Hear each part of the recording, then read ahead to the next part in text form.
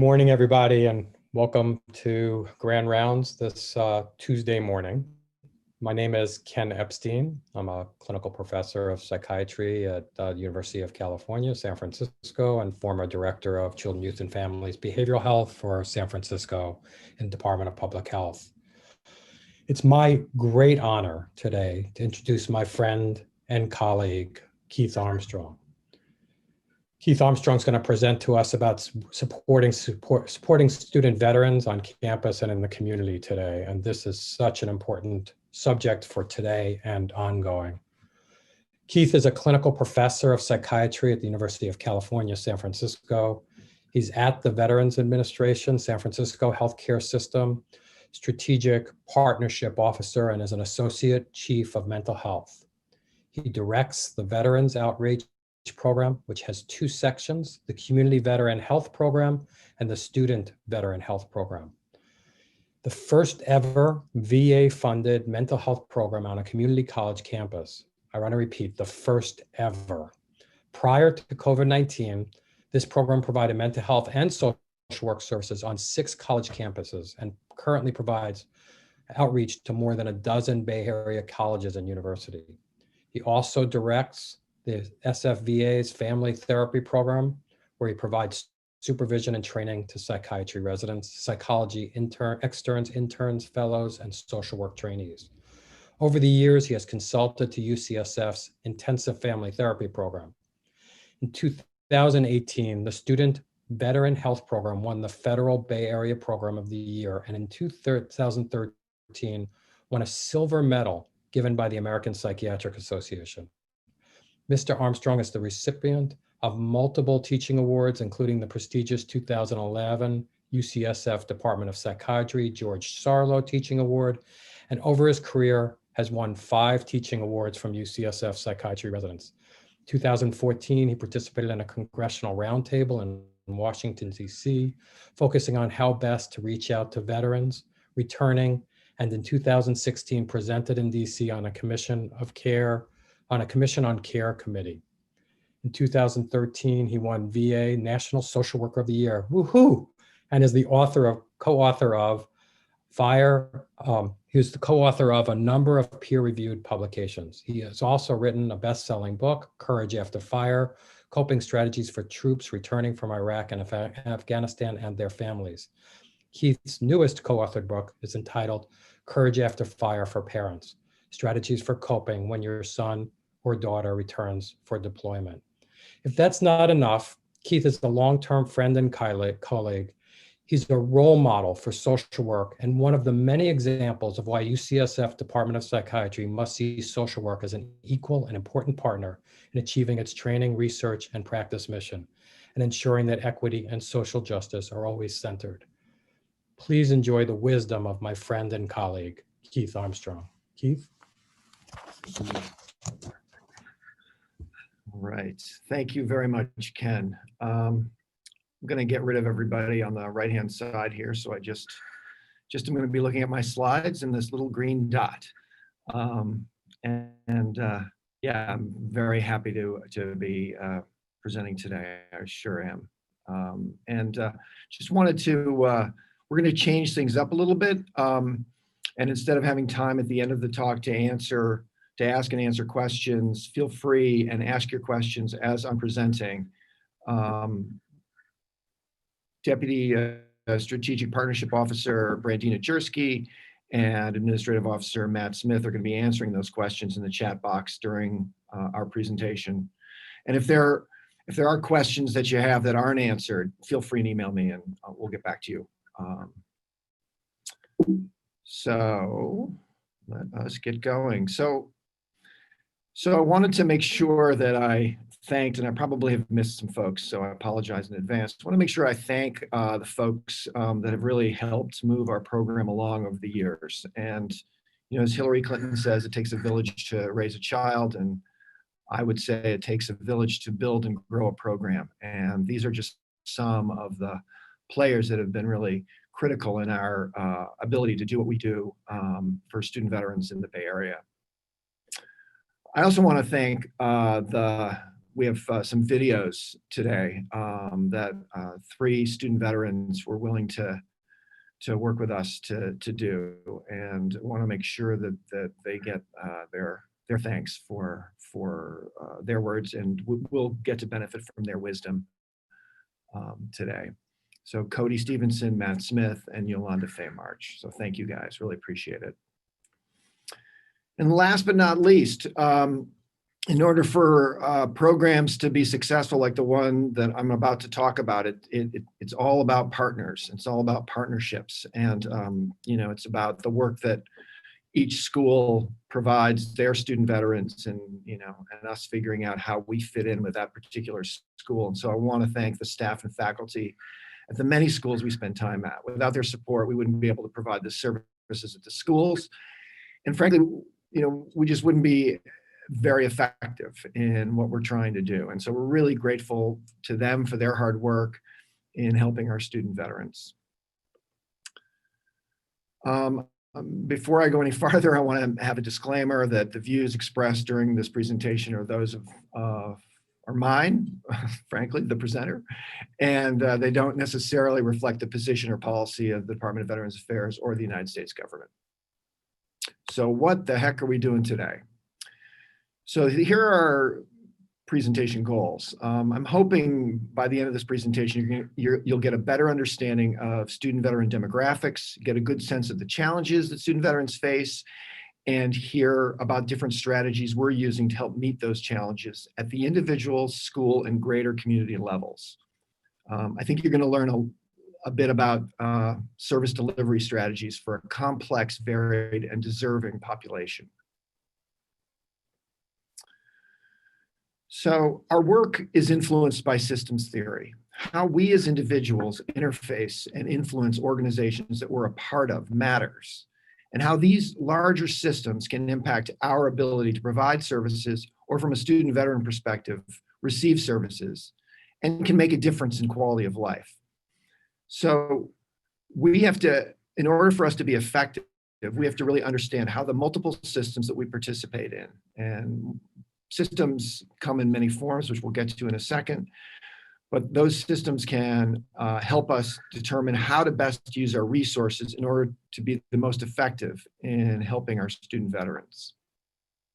And secondly, we also operate under the understanding of adult attachment, and our need for closeness and nurturance and the strategies used to obtain closeness and connection shift depending on the family, the institution, or organization that one is part of.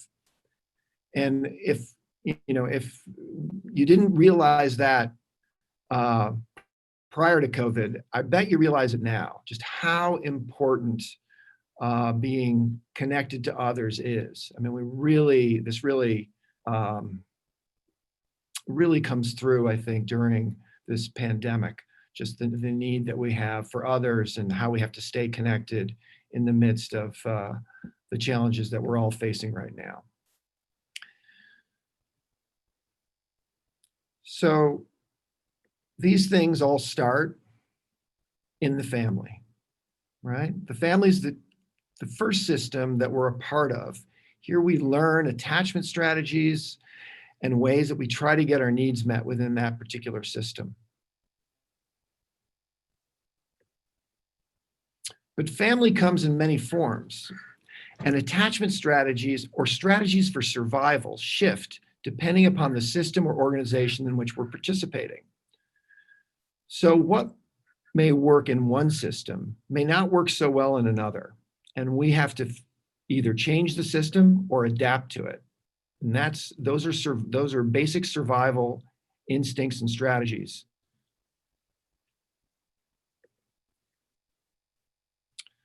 So family and then military structure can provide purpose and stability. Certainly in the military, being a part of something bigger than you, being willing to sacrifice for the greater good can be incredibly inspiring and rewarding. But the loss of family or military service and structure and entering in a new environment, whether it is joining the workforce as a civilian after military service or transitioning to student veteran life, comes with new rules regarding how to get attachment needs met and how to function in these systems. And this transition is inherently destabilizing. So it's hard to make this transition. I can't underestimate how challenging it is. And I don't think the general community, I mean, student veterans know this, they experience it, and we're going to hear from them later.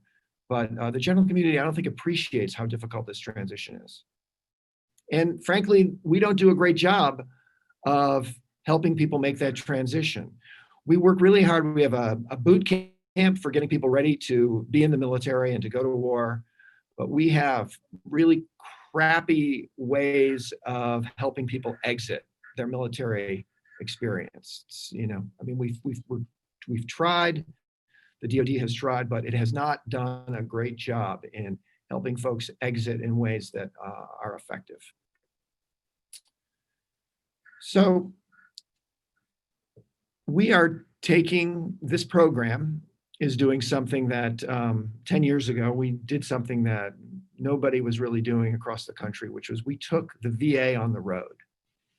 And really the questions that we were struggling with was how do we embed ourselves in academic environments, hold on to our identity, yet at the same time enhance student veteran community at a particular school?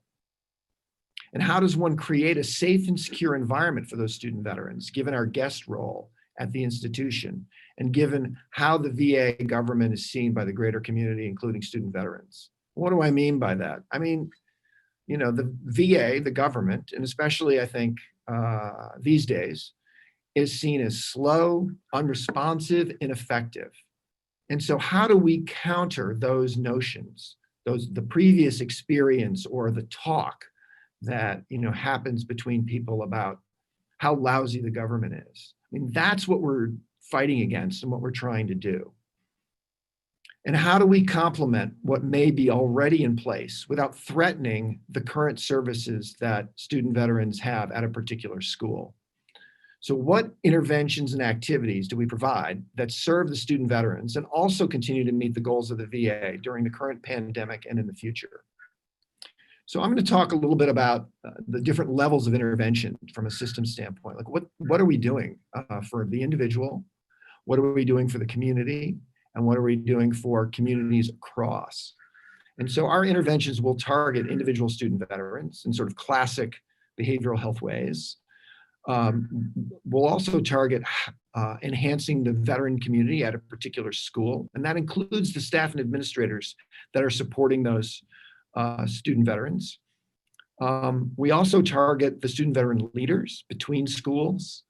And lastly, but not least, we're targeting student veterans and their relationship with the civilian community. So what's our philosophy? Well, it's basic social work philosophy. So we operate under social work principles, which is we meet students where they are.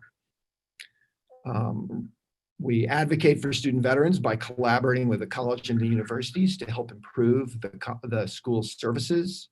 We strengthen the larger student veteran communities as a whole beyond an individual school. And I can't emphasize this enough. We do what we say we're going to do.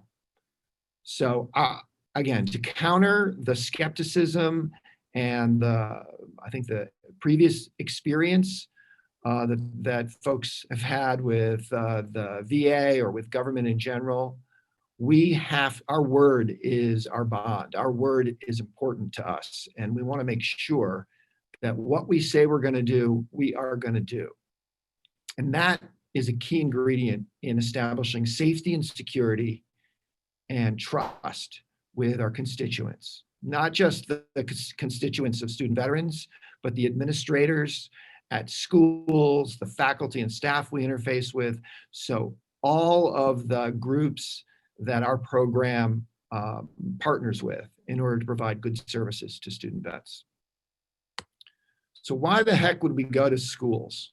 Well, in the words of Willie Sutton, when he said, "That's where the money is. It's why I rob banks. It's where the veterans are." And veterans are very unlikely, younger veterans especially, to come to the VA. They, are a 25-year-old veteran is not going to cruise in to get help. They don't think there's anything wrong with themselves, and many times there isn't. But it's not a place that people come to. If you're young, you think of yourself as healthy, you don't need a doctor, you don't need any behavioral health help. And that also is combined with, I can make it, which is sort of really a philosophy of being in the military. I can make it. Somebody else needs this more than I do. So it's this idea of service, of making sure that others get what they deserve, and putting yourself second, which is taught and adhered to in the military, plays itself out as well in terms of people not coming in. There's also some stigma in receiving behavioral health care, although I think that has shifted over the years. We're moving in a direction where I think people are more comfortable in getting behavioral health care, which is wonderful. Student veterans are extremely busy, which is, one of the, I think, great advantages of, being able to do telehealth. Really does make it a lot easier for folks to get services. And last but not least, it's the right thing to do. And, I think, during 2020, it's important to remember that we need to do the right thing. So veteran demographics. Let's talk a little bit about what veterans look like.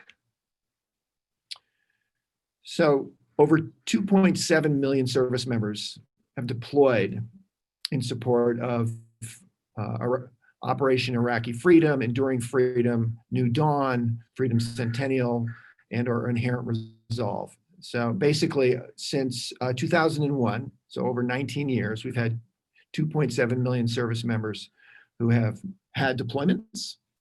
Now, that isn't all service members. There are service members that did not have deployments, but that's the majority of them. And that number compares to the number of Vietnam veterans who served between 1964 and 1975, which was about 3.1 million.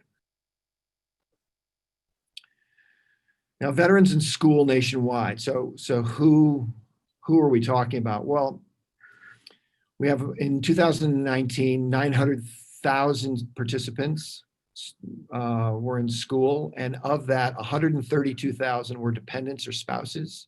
So that means the rest are veterans. And of that group, of that 770,000, 583,000 vets and service members used the GI Bill.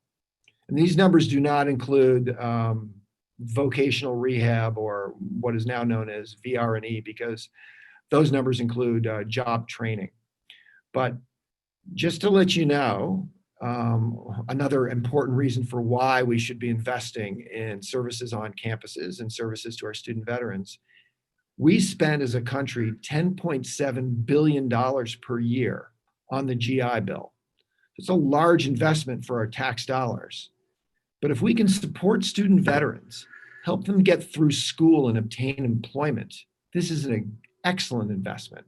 This is a really, really good way to spend our money.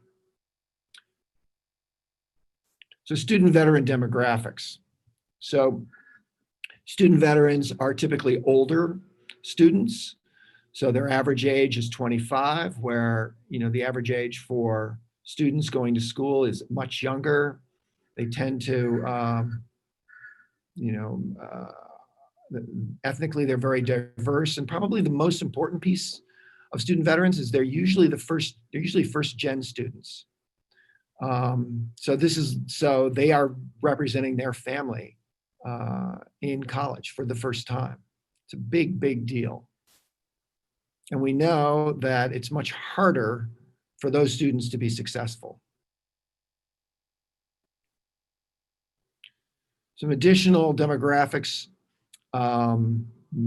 Most or many student veterans are married, so almost 50%, and lots of them have kids, and they've been diagnosed with a disability. Now, the disability typically is what I would imagine. I'm not sure if the audience would imagine, but it's disabilities, having to do with neck, back, knee, so structural disabilities. That's the largest group, and then that's followed up with the usual mental health diagnoses, depression, anxiety, and of course, post-traumatic stress.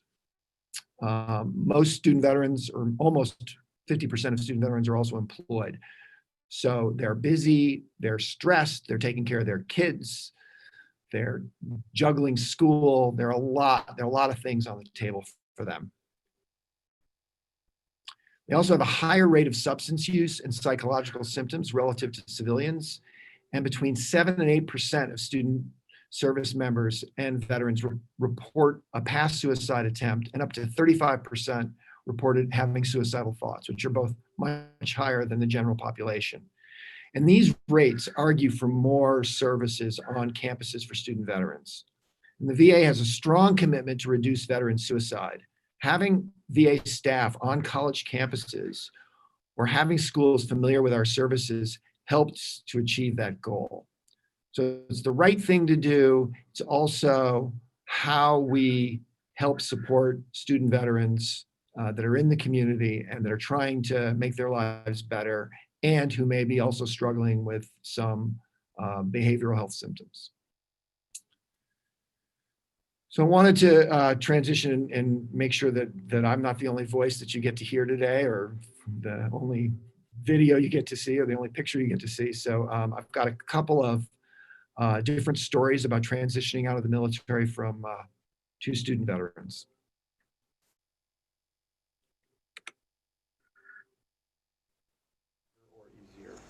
So the transition was kind of tough. I had about a 6-month period where I was in limbo. I left the military, I didn't know what to do, tried to do the job thing, it really wasn't for me, and then I decided to give this school thing a go.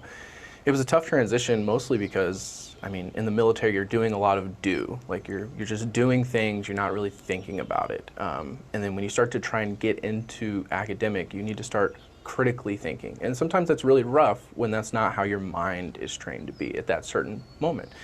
And it's also tough when you don't have a community, or you don't have people that are like-minded with you trying to deal with the same things. And so what made it easier was going to the Veteran Resource Center, being a part of the Student Veteran Leadership Council, and having these mentors and people that are dealing with the same issues that you're dealing with. And not only is it just reassurance, but it's also, it's like a community. It's like, well, here are my problems. How do I solve these? Somebody's already solved them. Like they're going to help you get to the next step so that you can help the next guy that comes in.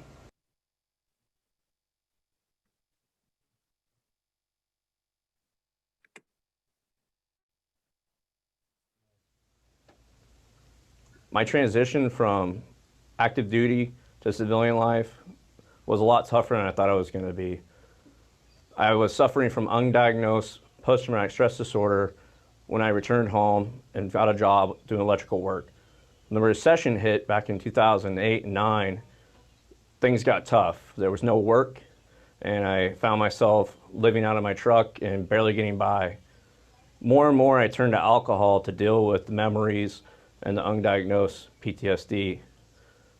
One night, after consuming a considerable amount of Jack Daniels, I decided to take my own life with my pistol. Luckily, I passed out before that happened.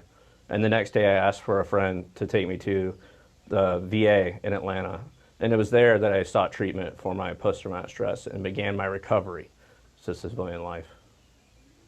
And since doing the recovery, I've gotten hope and for the future, where now I'm going to be one of your peers working as a clinical social worker with the Veterans Administration, helping my fellow vets to make that transition the same way that I did.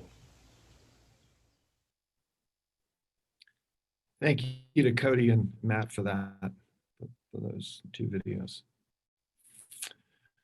So what are the challenges of being a student veteran? I think we've alluded to those. I wanted to really highlight them. So there's a challenge with having less structure.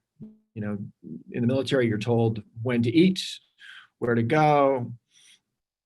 And really, I remember meeting with some student veterans who were at Cal, and one of them told me, he said, I have been trained to think inside the box, and these Cal professors want me to think outside the box. And that is really difficult for me to do, because thinking outside the box can get you killed.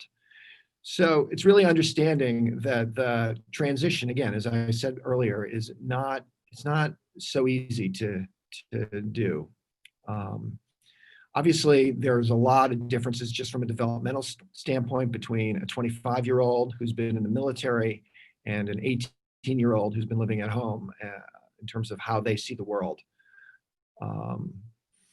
There's difficulty in finding and maintaining stable housing, which is probably to some extent true for anybody, certainly in the Bay Area, but I think that that's true across the country for student vets.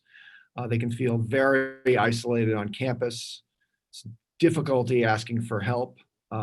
It's really, they come from a tradition of sucking it up. There's nothing wrong with me, kind of tradition. And so it's much more difficult for them, I think, to be able to say, hey, I need some help here. And they also have to deal with the community on college campuses, which is typically left-leaning. It's not always, but many times it's left-leaning, where professors and other students have very different views of what it means to serve in the military. They look at the military service as, the only way people are doing it just to get ahead, that they're not doing it because they love their country, that just doesn't necessarily cross some folks' minds. And in the process, they may ask very offensive questions, in their attempt at sort of understanding military culture. So did you kill anybody? What was it like over there?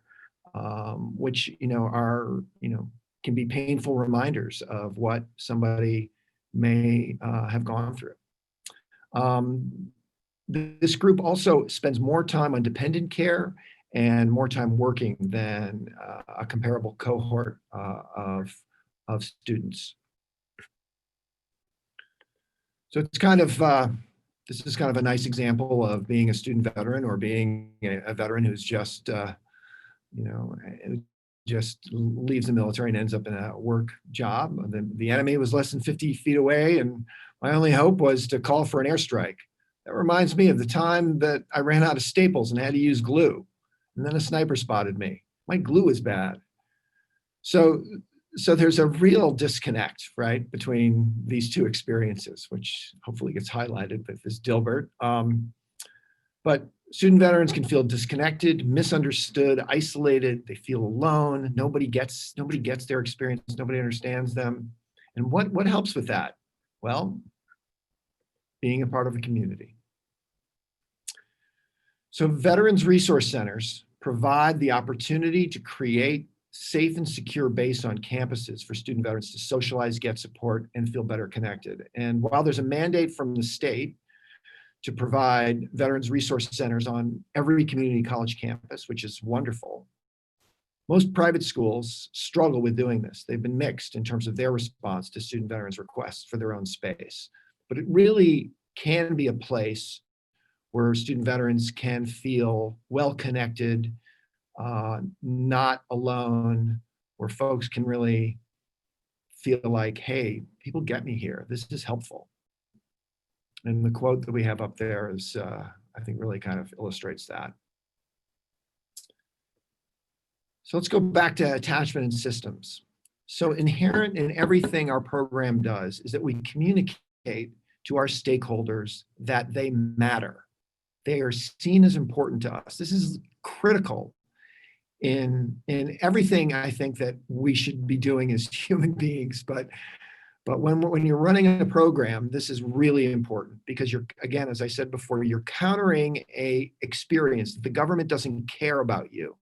You're challenging that. You're saying, oh, no, that's not true. We do care about you.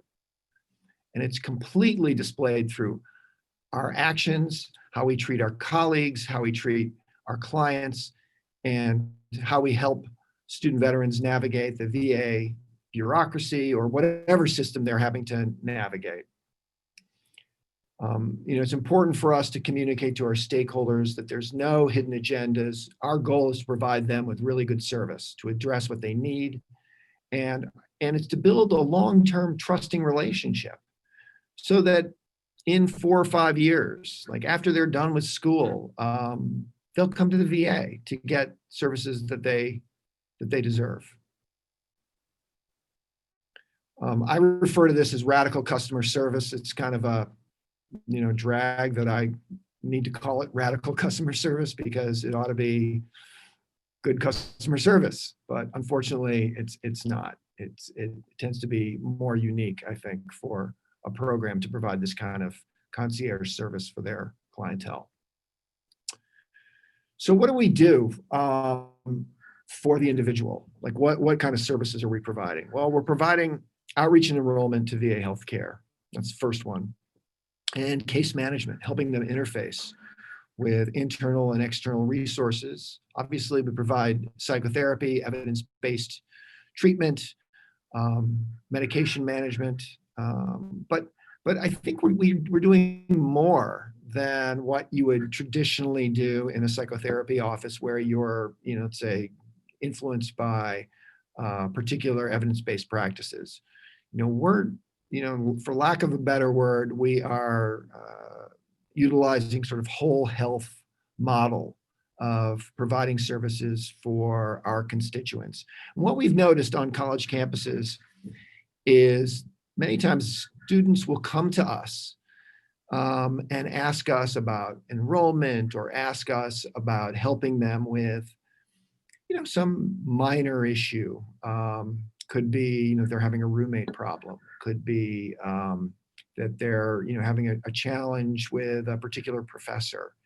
And as we show them that we're effective in helping them with some of these asks, they then come back and say, hey, I'm having nightmares, or I'm having problems with my spouse, my boyfriend, girlfriend. So what really I see is happening is that these little asks are really tests of the relationship. Are we worth trusting?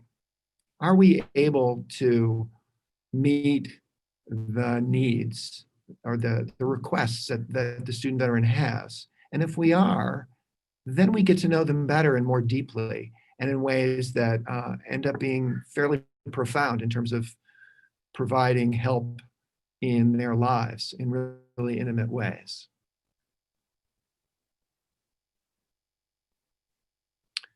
So another piece of what we do is mentoring.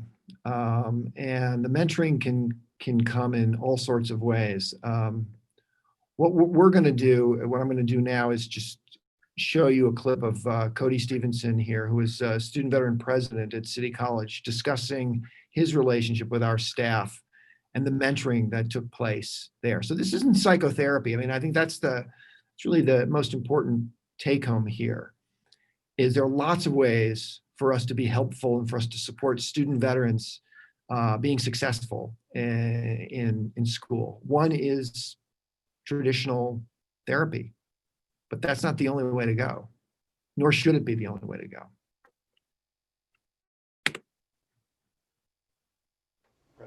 Yeah, so we had meetings, we had 3 staff members. We would meet with them pretty regularly, and a lot of times it's on like a mentor-based kind of thing. Sometimes as president, everything gets really, really stressful. You're dealing with a lot of people and a lot of moving parts, and sometimes it's easy to just, you walk in there and they can like center you and tell you like, look, this is, X, Y, and Z, and this is how you can solve this problem, and like try and bring you down to a level that it's easy to understand the problem and fix it on a smaller scale. It's a great example. I mean, really what we're doing here is we're teaching Cody. He might disagree with this. He can email me or text me later. But we're teaching him how to interface with a complex bureaucratic system. And that is an incredibly important life skill to have. How do you advocate without burning bridges, right? How do you which is a lesson I'm still trying to figure out myself, but that's for a different talk, I think. How do you really make a difference in your student veterans' lives, in your role as student veteran president, without sacrificing your own academic goals, which is a really hard balance to keep. So we're going to shift now to talking about the community within that I've mentioned before. So our interventions are also on a community level. So different than providing help to an individual veteran. We utilize strategies to support the group of student veterans within a particular school, right? So we help them support each other. We strengthen their resource center, wherever they gather, their club. And we help to also advocate with school administration on behalf of student veterans. And a lot of times this really is in helping school administrators, helping to translate what the requests are from student veterans to school administrators. So a lot of times the kinds of, the challenges I think for school administration is this need of treating all clubs equally. And while on the surface that makes sense, right? You want to be fair to everybody. But generally speaking, student veterans are comprised of folks that have had incredible amounts of responsibility. And so some of the rules that are in place, which make sense for another kind of club on campus, really makes less sense for a population which has managed multi-million-dollar pieces of equipment. And it can almost be absurd, I think, to student veterans that they're having to follow some of the rules that just don't fit. And so sometimes we have to, our job on campus is to help broker a conversation that helps faculty and administration really understand why some of their sort of natural stance and their, sometimes appearing rigid stance, makes no sense to the student veterans that they're working with. So part of our job is to also educate staff and faculty on some of the challenges, as I said, that are facing student veterans. And we're also consulting with school administrators about aspects of programs that we might be able to import so that we're providing more robust services. And really, it's the other thing that we've done is we've developed and administered school surveys to evaluate services at a particular school. So schools can really take a look at what they're doing well and continue to do that, and where they might be able to improve. So I want to shift and talk a little bit about the speaker series that we run on a number of college campuses in the Bay Area. And so the speaker series is really an event that takes place on a college or university campus, and it's typically in the resource center. And the topics are developed by student veteran leaders, school administration, and our staff. So we get together and we really listen to what the student veteran leaders think their peeps want to hear about. And then we design a series of talks.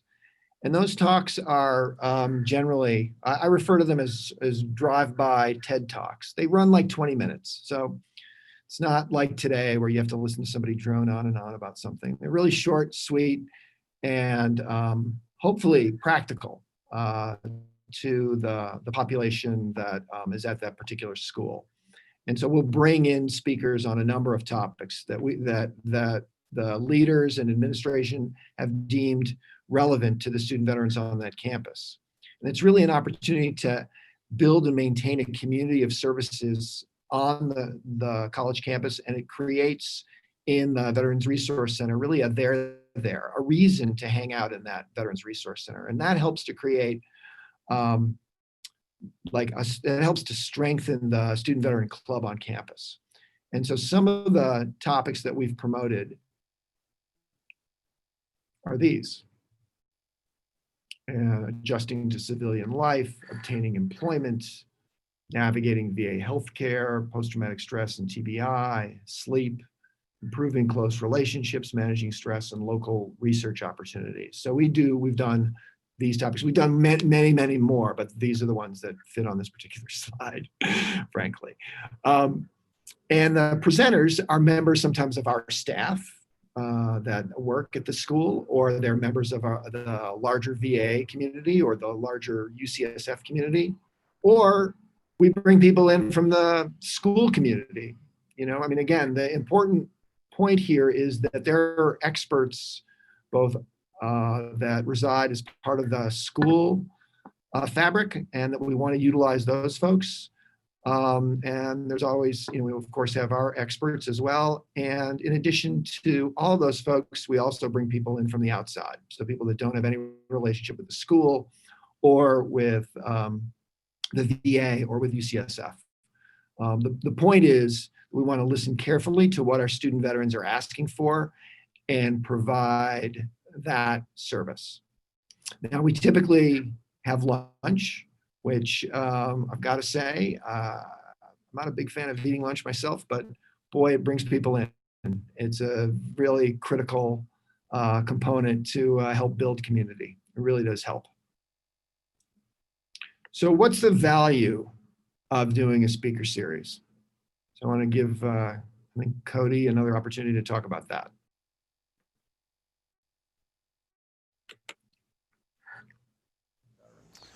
So the speaker series, it's been ongoing before I was president, and it's going to keep going long after. It's kind of like a tried and true tradition, not only for our VRC, but for almost every VRC, at least in the area. And honestly, when I first got there, I didn't know anything about voc rehab. I didn't know anything about disability. I didn't know anything about the job markets, the employment opportunities that veterans could actually get. I didn't know the opportunities that was out there. I just thought, oh, I have the GI Bill, and that's all I'll ever have. But once these speaker series started showing up, I realized not only are veterans entitled to so much more, but we deserve so much more. There's just so much there for us, and we don't know it's there until not only you go looking for it, but someone comes knocking on your door and says, hey, this is what we have for you. Would you like to be a part of this? Would you like to be a part of our program? And so the speaker series is an opportunity not just for me, but for the entire community all around to be a part of something more. Whether you choose this piece or that piece or all of it is up to you, but at least it's there. It's offered to you. You have the chance to do it.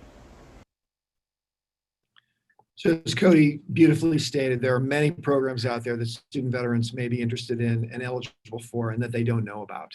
And we've seen that even with them being eligible for VA healthcare, and they're not knowing that they are eligible for VA healthcare.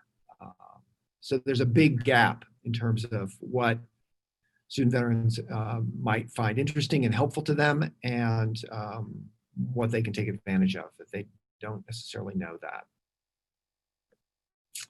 So for the past 6 years, the Presidio Veterans Program and now the Heart and Armor Foundation for Veterans Health, directed by Gerard Chacroun, has partnered with our program, the Student Veteran Health Program, in running the Student Veteran Leadership Council, which is where we provide much of our community across schools and in the general community. So I want to give a shout out to the Heart and Armor Foundation. They've done some tremendous work. Much of it is with us. They also do some work on their sort of separate from us. But it's just lovely that we get to interface with them. And again, you know, as I said earlier, it takes a village, and it takes creative, innovative partners, and they can come from sort of all places. And Gerard does just a fabulous job with this program. So we'll talk more about that in a second. So, you know, after working at a number of schools, you know, we saw a need to help support the student veteran leaders at these schools. And I cannot tell you how hard these students work. Not only are they focused on their academic work, but they're focused on service, taking care of their fellow student veterans. And as Gerard has said, being president of the Student Veteran Club is different from being president of the chess club. The responsibilities are immense. because the military teaches you to care for your fellow service members, no matter what. These student veteran leaders are juggling an additional amount of responsibility. They're making sure that their fellow service members are getting the academic and psychological help they need on campus, in addition to their own academic, work-related, and family responsibilities. It is a huge task.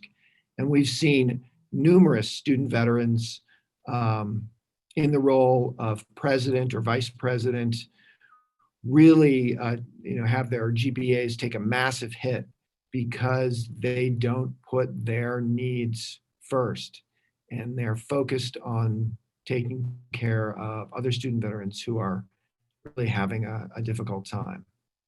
I think about the student veteran leaders similarly to thinking about gifted and talented students that sometimes get neglected because they're fine, they're doing great, but we're not supporting their needs. Just like we don't necessarily always support the needs of gifted and talented students, we don't support the needs of the student veteran leaders. So part of what our Student Veteran Leadership Council does is that. So we're trying to provide support and mentorship and resources for student veteran leaders.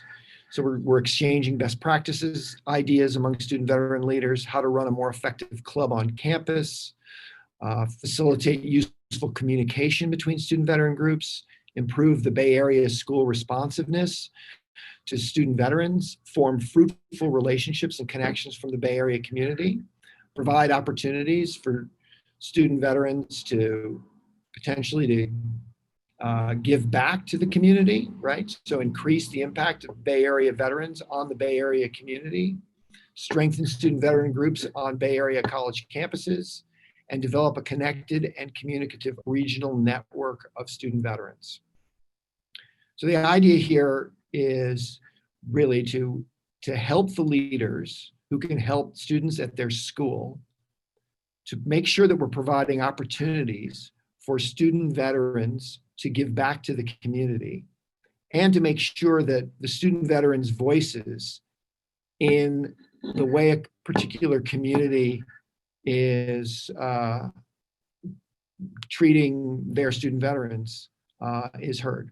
So we're really working hard to provide really venues for student veterans to influence the greater Bay Area community. Some of the projects that we've worked on are these. So we've been meeting since 2014. We've been meeting 3 times a year where we get everybody together in a room. We're shifting, of course, to Zoom, which is not as much fun for sure. But we've developed we've had a few projects that we've developed. One is a school support award where where this group awards a school faculty or staff member who has gone out of their way for student veterans on a particular campus. We have a protocol for how you get nominated, and we have a scoring system. So it's very, very meticulous in how we do that. We have a committee that comes up with that. We also have a very detailed school survey that we've put together. And this is a 60-item survey that evaluates the quality of services on a particular campus. It's not, similar to what happens at, what like U.S. News and World Reports comes up with. This is not a survey in which you're comparing one school to another, but rather you're taking a look, really a snapshot of how that school is functioning with regard to student veterans, and diving deep in to figure out where are the areas that need to be improved, where are the areas that are going well, how do we tweak the services that are being provided, and then how do we enhance the services that are doing well. The other things that we've done is on holidays over the years, we've done 2 things. One is that we've had community an opportunity for student veterans to give back to the community. So we've had projects where student veterans have made sandwiches and distributed them to homeless shelters, for instance.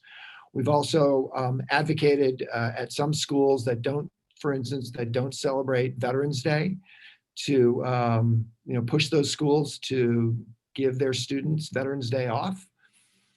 And lastly, we've developed a resource library of particular projects. So one project is vetting organizations that want to help. Lots of organizations are out there all salivating to help student veterans, and some of them are really good and some of them are not so good. So how does the student veteran figure out what programs are good and what programs aren't so good? And so we've come up with a list of things to do in that area. We've also come up with how to prepare for a vocational readiness interview. So how do you get ready to go in to meet with your voc rehab, your VRNE counselor, so that your request around getting particular help with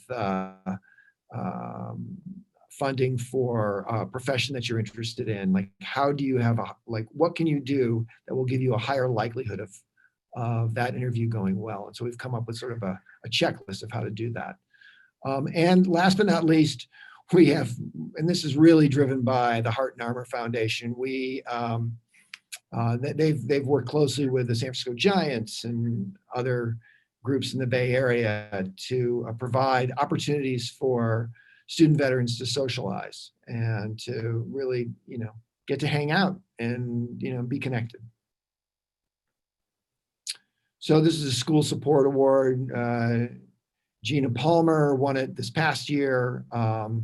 And again, we started that award in 2017, and she is at Skyline Junior College. But we've had somebody win it from law school a few years ago. We've had folks win it from four-year schools, and we've had folks win it from other junior colleges.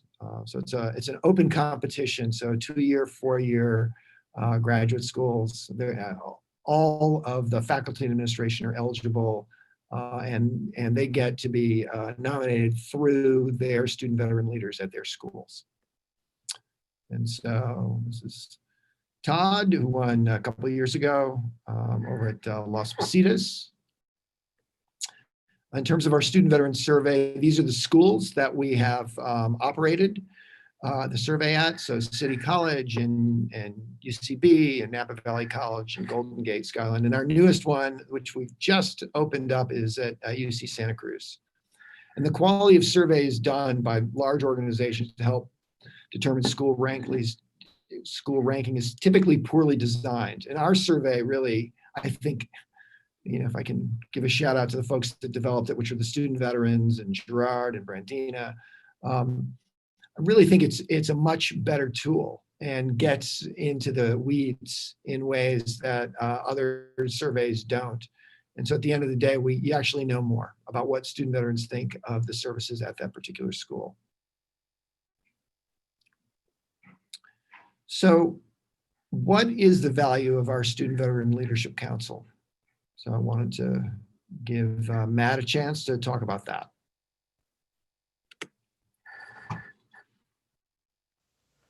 The Student Veteran Leadership Council allows for, I would say, the movers and shakers on each college campus, the student veterans who are not only focused on their own academic studies, but focused on improving the campus culture and environment for other student veterans. And getting to meet those people is crucial because chances are you're trying to solve a problem that another student veteran has already come up with a solution for. And so you can go to those other student veteran leaders and ask them, hey, I got this situation on my campus. Did you ever have to face a similar situation? They're like, oh, of course. Yeah, this is how you handle that. Building the network between each other has been really awesome. I've made incredible friends who in different industries. I've got friends who work in the financial sector or PwC. I've got friends who work for Facebook and all these different entities, LinkedIn. I got friends who are geographers.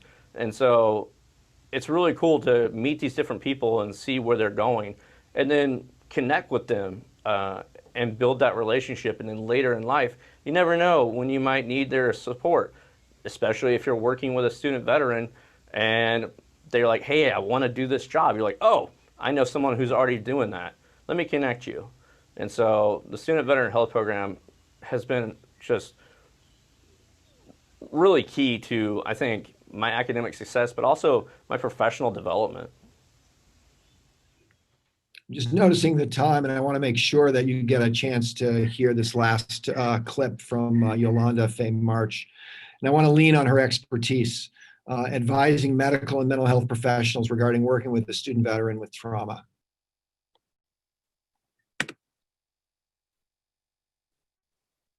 So trauma does not always manifest in negative behaviors or in something that screams at somebody. When somebody shows up in your office or shows up in a space that is saying to you, I don't quite feel like myself, or I'm not quite happy, and it appears that they've done everything to try to get themselves there, stop, pull yourself back, and think of what could be happening with this person that they're not aware of. Or I didn't even know that I had PTSD. I lived with it for 26 years and had no idea what it was that I was dealing with, and did a great job of controlling that and keeping that in a little box. And so until it started manifesting in physical psychosomatic responses. And that's what actually got me into treatment. And it was not until I was going to a neurologist who said, I think you have PTSD, did I really go and actually demand to start seeing somebody. Previous, I had gone to mental health providers, and none of them had actually thought that anything was wrong with me. So it's been 5 years now. Life-changing. My life is drastically different across the board in every single aspect, in every single avenue. And I owe that to a neurologist saying, I think you have PTSD. So listen to your patients, your clients, whatever we're calling them these days, and give them the services they need, whether you think that they're doing great or not. So key take-home messages for providers: obviously create safety in your relationship, and listen and ask about military service. Traumatic events aren't always combat related, right? So keep that in mind. And while many have medical or mental health concerns or challenges, a large portion have no service related problems. So it's a varied group. So what's next for our program? Well, again, I see we're almost out of time here. And, I think that what we're trying to do is build communities through virtual platforms, which is hard, as I'm sure everybody is experiencing. We're still working on it. We want to be able to have a both-and approach where we can use this technology but get back to face-to-face meetings, because I think that there's something about that that is unique. And we have an agreement with the Office of the President at UC to take our services to every University of California system college in the state. And we're in talks with CSU to do the same with them as well. So thank you very much. And we're doing the same thing actually with some of our underserved veteran communities. We're building out what we're providing them as well. So I want to thank you all. It's the Marine Corps birthday today, and it's Veterans Day tomorrow. So keep that in mind and celebrate appropriately. And call, text, or chat if you are a veteran in crisis. And last but not least, if you want to participate in any research and you're a veteran, you can go to the San Francisco VA's website there. So thank you. Thank you, Keith. I want to thank you for a truly inspiring talk. I want to thank the veterans that told the story. Veterans Day started a little early for me today, so I appreciate you doing this and grounding it in attachment, relational healing, and social work and systems change. Keith, you rock. Thank you. Thank you, Ken. Appreciate it.